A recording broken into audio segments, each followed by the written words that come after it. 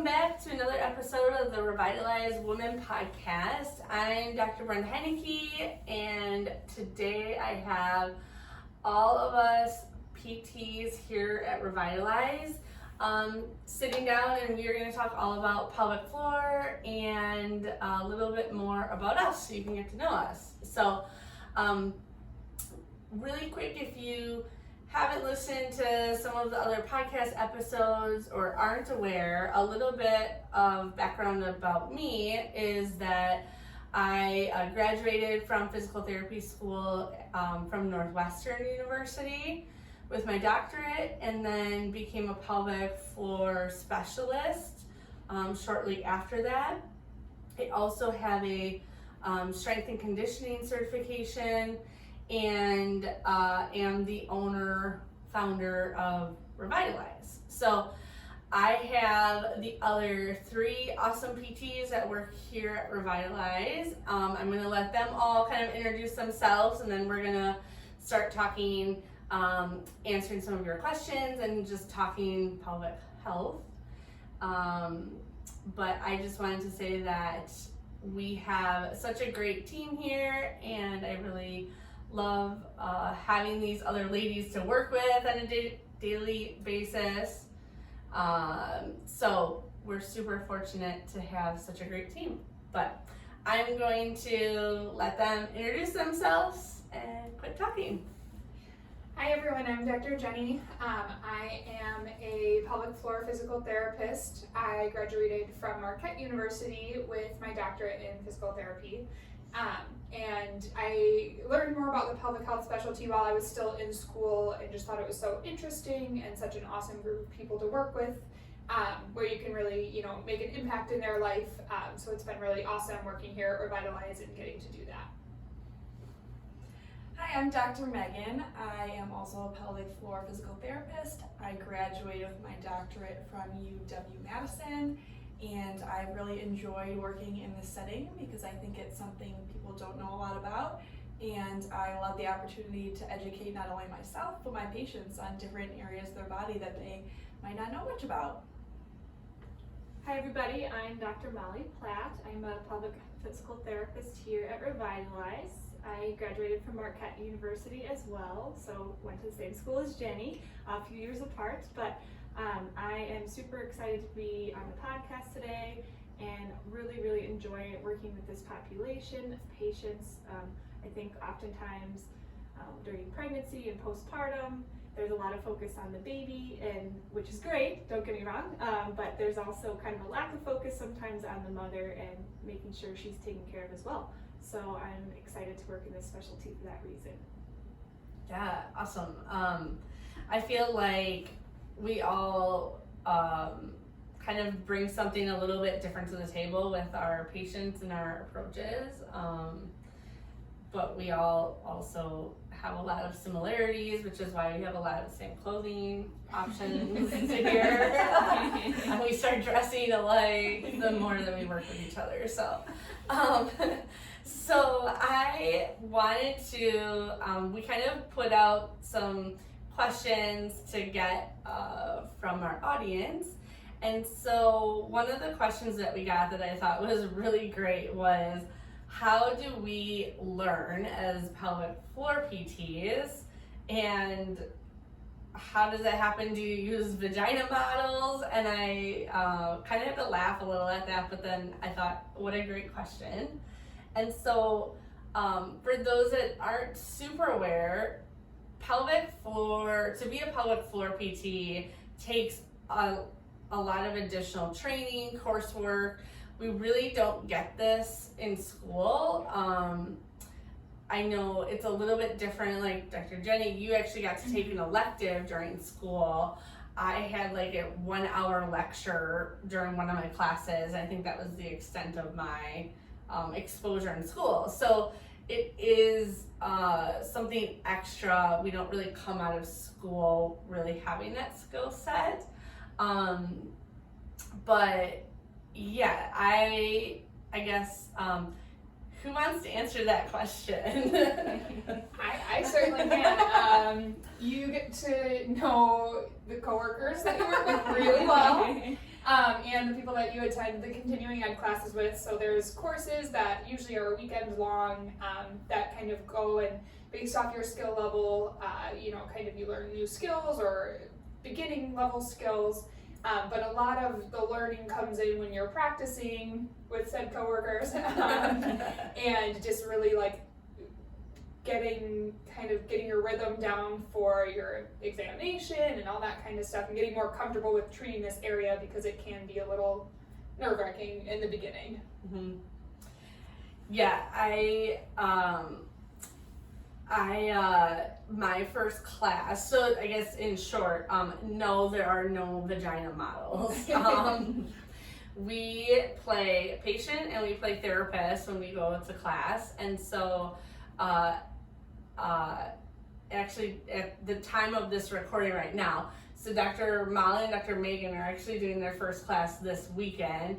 They've been trained, but sending to a formal course with other clinicians will be a first for them. And I know, Jennie, your experience was a little bit different, but for me, my first time going to class was my very first exposure to really any kind of pelvic floor PT. So I knew going into it that like you have to trade off and play both. And I think a lot of people are very nervous going into it. And I just remember being in a room of like 50 people, and they were like, okay, like here's a sheet, hop up on a table, one of you like, partner up, one of you get undressed, hop up there. And you're like, okay. And then they're like, okay, now just get rid of your sheets. Like, you guys need to get comfortable seeing vaginas, and you no longer have any modesty as a pelvic floor PT, is kind of what they told us.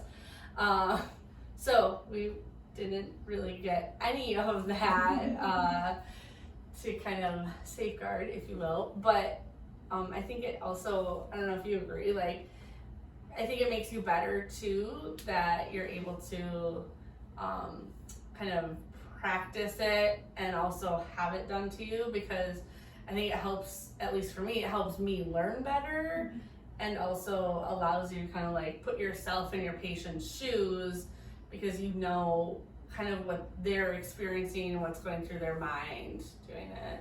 I kind of want to hear from like Megan and Molly, because they both were like trained by me and Dr. Jennie when they came on board here. So like I said, they're going to class this weekend with like 50 of their closest friends. Actually, no, I take it back, because you guys are doing online. So their learning experience was basically getting to learn on all of us. We're a real tight-knit group here. So, do you guys want to talk a little bit about your experience? Sure. I would say in terms of like learning the anatomy and kind of like what you're working with, my mind always goes back to cadaver lab in physical therapy school. I'm a very visual learner and hands-on, and so I kind of think back to those days and thinking, okay, what part of the body am I in? What structures sit there? And I kind of like am starting in that way and realizing, in cadaver lab we didn't really cover all the pelvic floor muscles. So one thing that's helpful is not necessarily like a model that we practice doing pelvic floor treatment on, but there is a visual model of the pelvis that you've probably seen before if you've been in our clinic. But it is a bony structure. It's a plastic form of the pelvis with the bony structures, the muscles. There are other options that you can get that actually have like the organs that you can put into the pelvic floor and the pelvic bowl. So that's one way for me personally. I feel like I can really learn the anatomy well, because I can see it and like kind of put my hands on the actual model. And then for me, it allows me to visualize it when I'm actually working with a patient. So I'm kind of in my mind, okay, here I am, I'm on the obturator, and then I kind of move my finger and go on ilio, and you kind of just realize where your hand or your finger, like where your digit is in space, correlates with where it would be if you were looking at the model right in front of you. So I find that to be extremely helpful. And then like any other muscles that you study in physical therapy school, you look on a piece of paper and you have your origins and your insertions, and so learning that way as well is just something that kind of helps you like organize from something that's 2D in nature to something that's 3D in nature. Yeah, I just have to laugh because as we're learning in PT school, we're so used to practicing on each other. That's just how we all learn, and no one bats an eyelash at it. And it's the same with other physical therapists, their continuing education courses, you're practicing on other PTs. And so when I tell my other classmates that I went to school with about how we're practicing, everyone thinks it's kind of crazy that we practice on each other. Well, it's really no different. It's just a little bit more of a sensitive body area, and you just kind of get used to it, I think, as you go. The first time is a little nerve-wracking, like they were saying, but just do what you gotta do, and it just keeps getting easier every time. And I feel like you can learn a lot about yourself in the process too. Like having my first pelvic floor exam, I'm thinking, oh yeah, I kind of guessed that maybe I would be tight there, or that would be more tender. But until it's actually done to you, you don't really know what you're in for. Yes, yeah, definitely an experience. But you know, that being said, like I think it's nice for our patients to know that like everything we're doing, like we've had it done to us, like we know what it feels like, what it's like just on the table, all of that. So I think it helps too, like understanding more what they're feeling or what they're trying to describe, because for any of you that have had pelvic floor PT, sometimes it's a weird sensation and you know, you can't quite put it into words, but being like, oh no, I know what you mean because I've also had that done to me. Yeah, yes. So that's helpful. Yeah, for sure. And I think, you know, to some degree it almost gives us an advantage as physical therapists versus, you know, someone in the medical field as an OBGYN. You know, they typically don't go to continuing ed where they're playing, you know, the patient role as well. Like a lot of times they'll bring in community volunteers for that, at least to my understanding. So I think to some degree it gives us a little bit of an advantage to be able to connect with our patients with that. Sure. Okay, moving on. Next question is, what is one thing that we wish as physical therapists that our patients knew? So I'm gonna let Dr. Jennie talk about that one first. All right, so I think with this that it's important that our patients know that we don't care if you've shaved, showered, any of that stuff. I think a lot of people come in and again are nervous because they don't, you know, this isn't as comfortable for them as it is for us. And so they're very concerned about how they look or how they smell or anything. And that's not what we're looking for. We're focused on a very different set of, you know, things going on. So I think just come as you are, and it does not matter, and you don't need to try and impress us or anything. Yeah, right. Yeah. I would say one thing I want my patients to know, and this is even just for me personally, talking to a couple of my closest girlfriends that have received pelvic PT, is that it's kind of okay to just say what you want to say at the time. A couple of my friends have kind of indicated to me, well, yeah, all of a sudden I started talking about this, and then I was crying, and then I'm talking about this, and I'm all over the place, and I think my therapist thought I was crazy. And I just would say I really would want my patient to know, whatever you say, it is a safe space. It's very comfortable atmosphere. You don't have to be concerned or worried about what anybody will think of you here. We've all dealt with very personal issues in our own lives, so we understand kind of wherever you're at in that process and wherever you're coming from. Just know that you should feel comfortable and safe no matter what you end up discussing with us here while you're at your therapy sessions. And nothing is TMI. Yeah, Like, no. there's So many people start off their sentence with, okay, this might be TMI, but, and it's like never. Yeah, never. Yep, it's never. TMI, and we probably ask some of those questions that pushes that boundary or might be perceived to push that boundary, but all with a very specific purpose.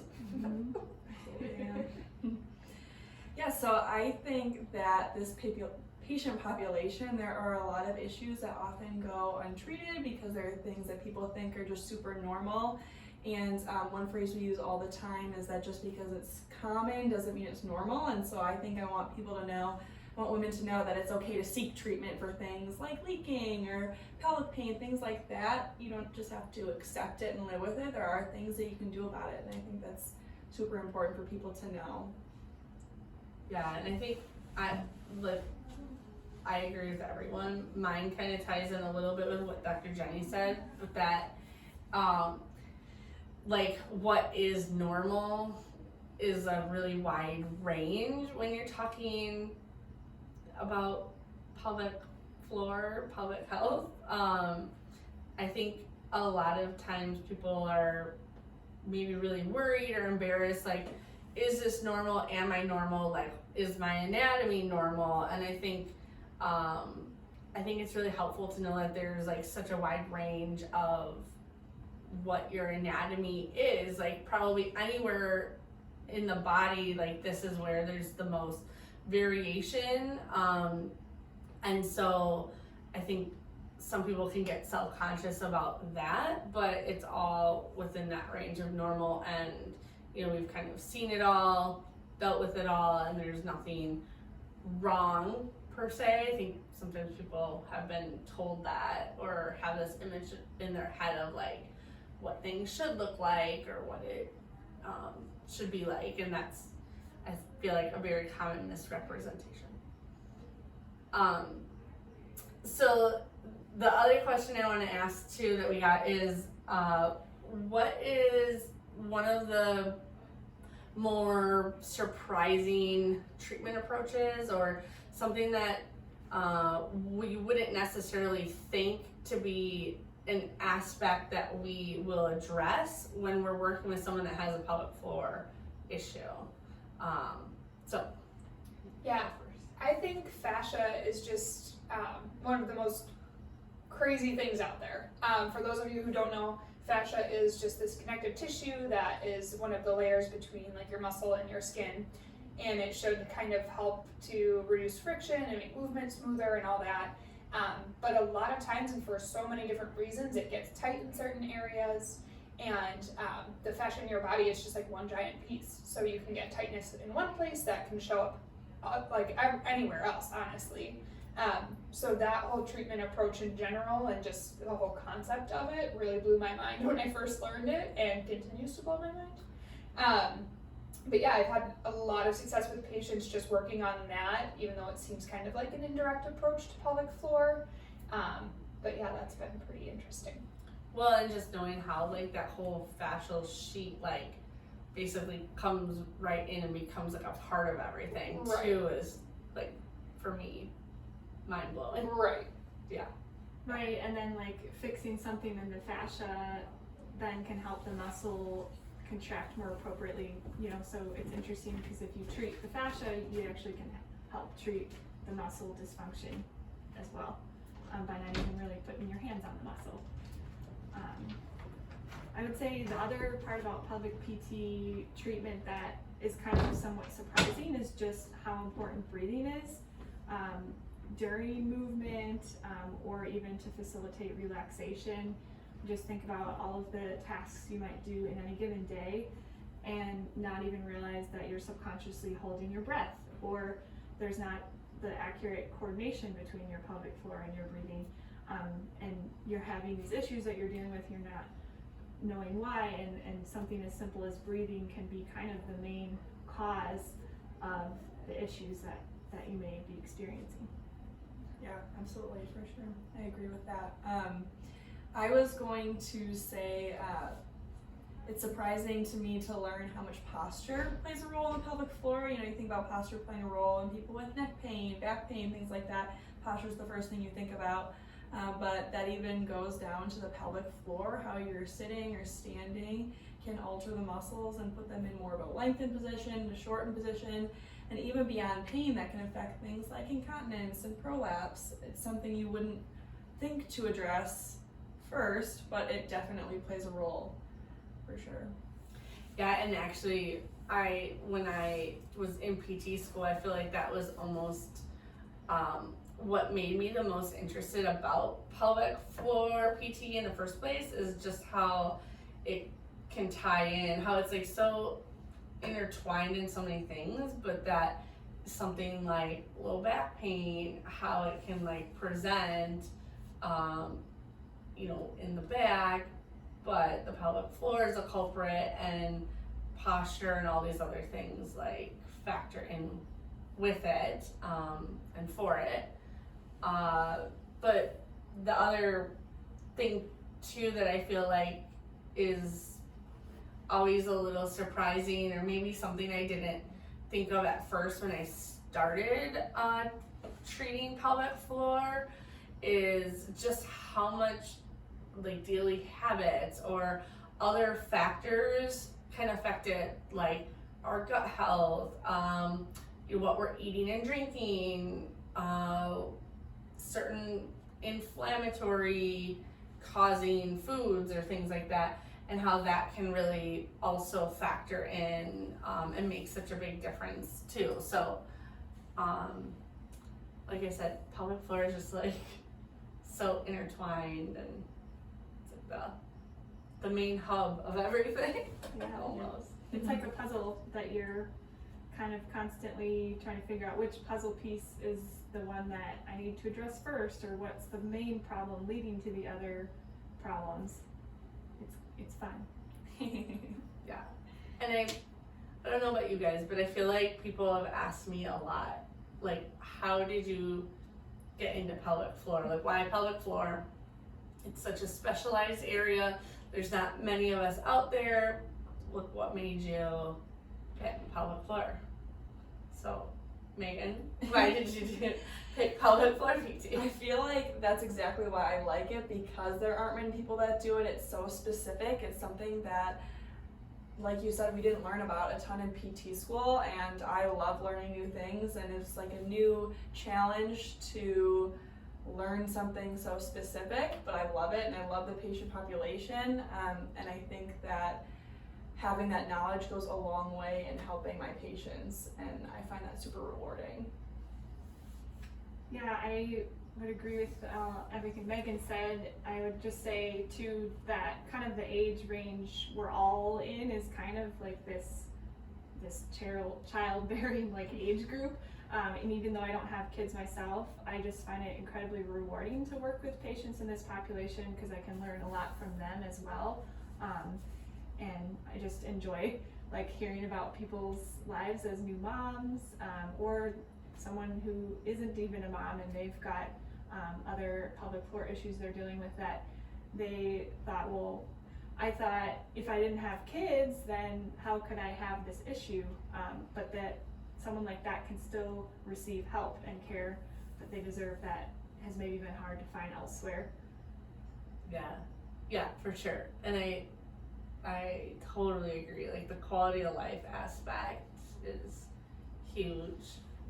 And I think for me, it kind of said how it like brought it all together. Like, it's like that missing puzzle piece for so many things.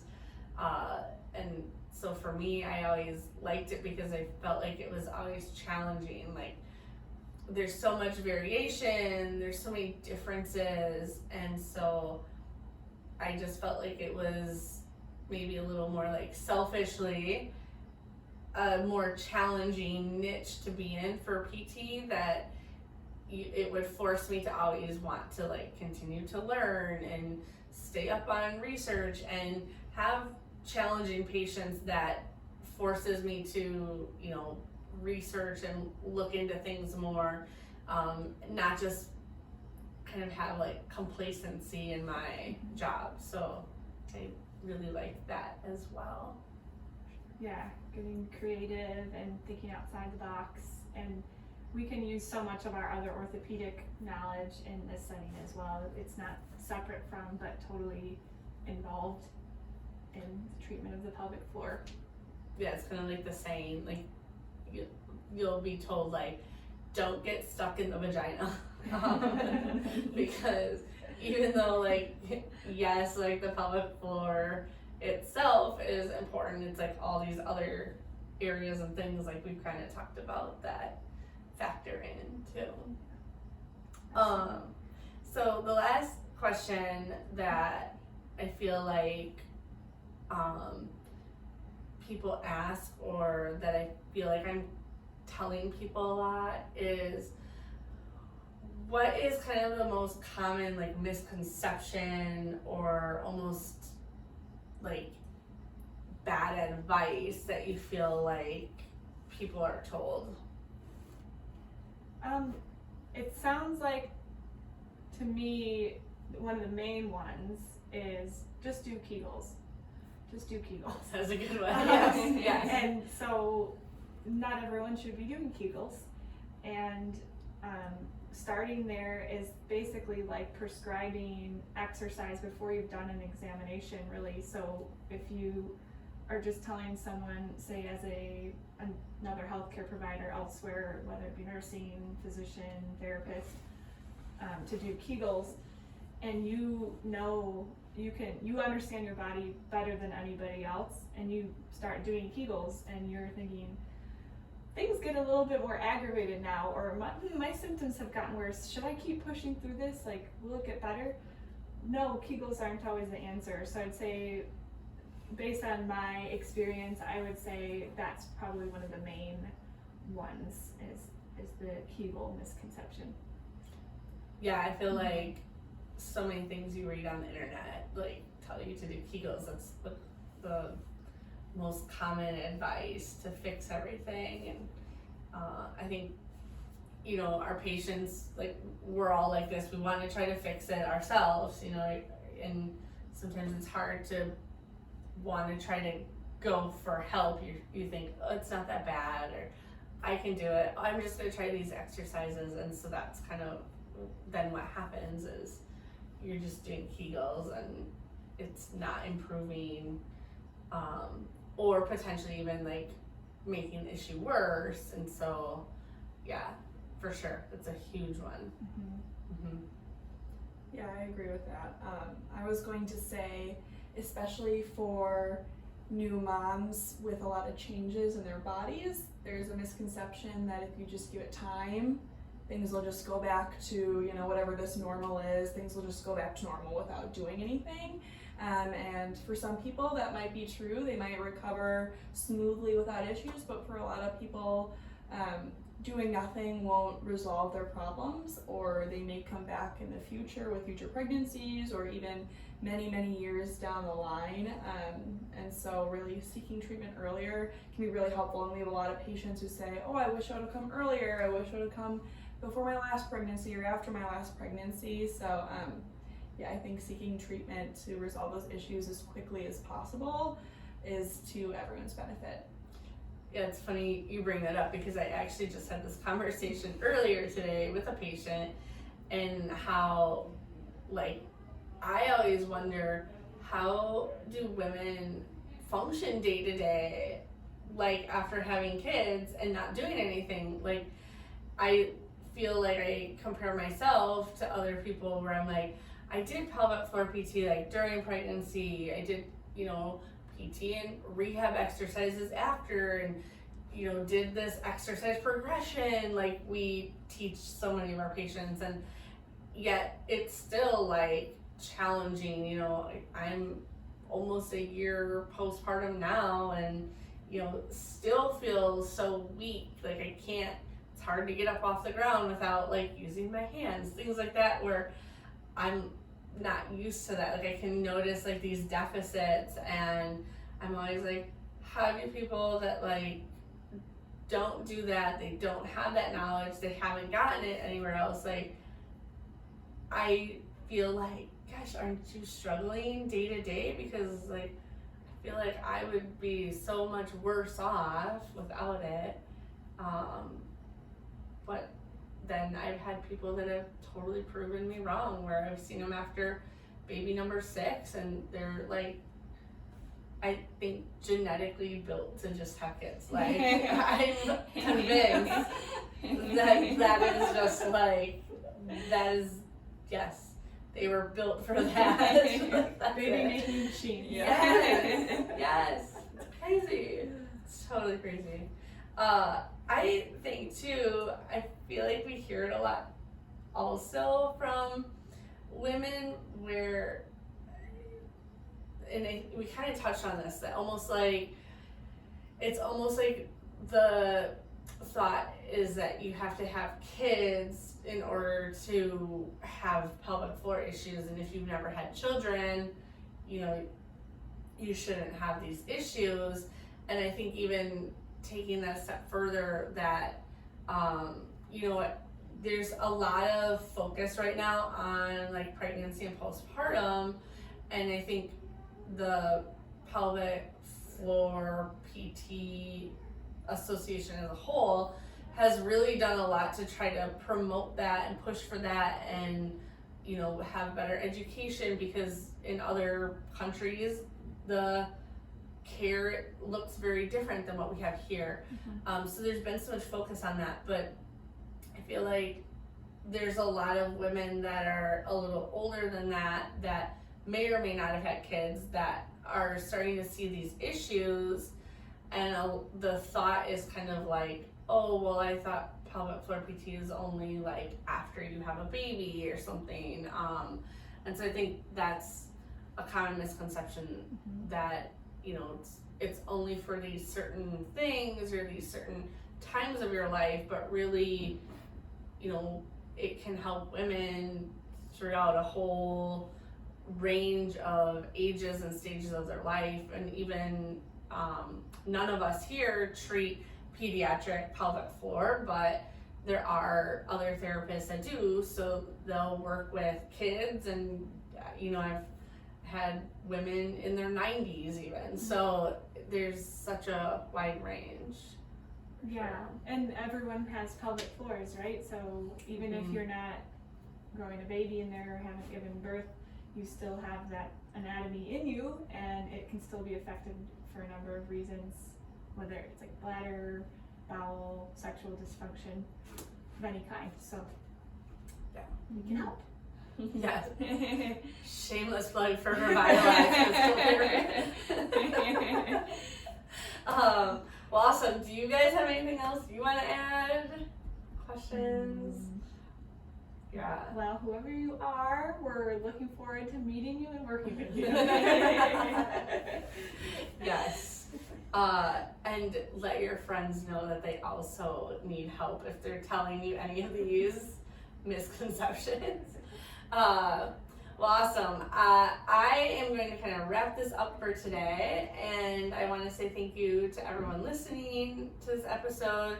I hope that you kind of enjoyed a little bit of that insight into the pelvic floor PT realm, and some of the things that go on in our heads as PTs, that you probably, it's not something we get to talk about often, or these things aren't things that we tend to discuss during patient appointments, things like that. So thanks so much for tuning in, and I hope that you all tune into the next episode of the Revitalize Woman Podcast.